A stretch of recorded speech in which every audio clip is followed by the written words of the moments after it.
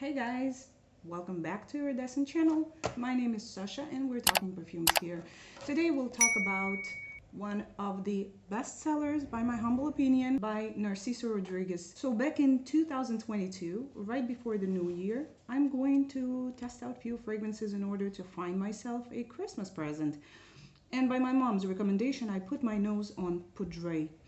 This was my first interaction with the brand, and I know I'm late to the table because black rectangular bottles are shaking fragrance world since 2008, if I'm not mistaken. And Poudree didn't impress me at that time, or better to say, I did like this fragrance, but I didn't feel like it will suit me.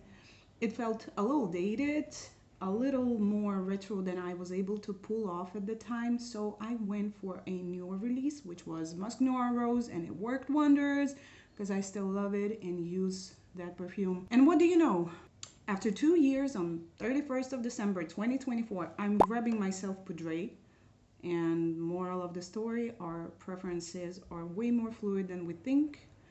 And of course, it takes growing up for some perfumes. So Poudree is a woody floral musk, and it was released back in 2016. Here's how the cardboard packaging looks like. It's beige, peach, matte, textured box, black printing. This was supposed to be an unboxing video. However, so many things were getting on my way. Even my neighbor's cat showed up unexpectedly, and I never get to finish and post my demo.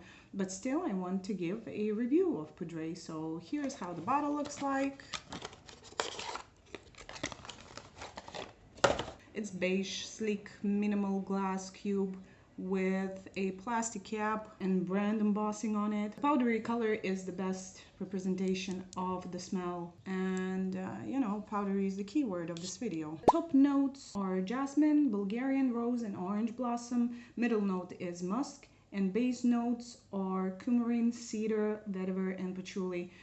In the best Narciso Rodriguez tradition, this is a musky monster. You will smell musk throughout all the wear time. I can definitely smell jasmine and rose, also a heavy dose of makeup-y powder sprinkled with a bit of aromatics like coumarin.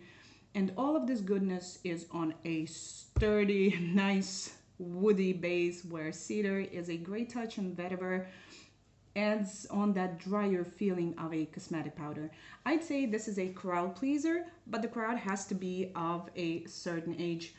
I wouldn't say it's for more mature age, but for more mature personalities, if you will. For noses that are a bit more trained, this is not a niche smelling perfume by any means, but it's on the more complex side of designer fragrance world. Because of its powderiness, it has, for some, quite prominent retro vibes, grandma closet, childhood memories of your mom's vanity.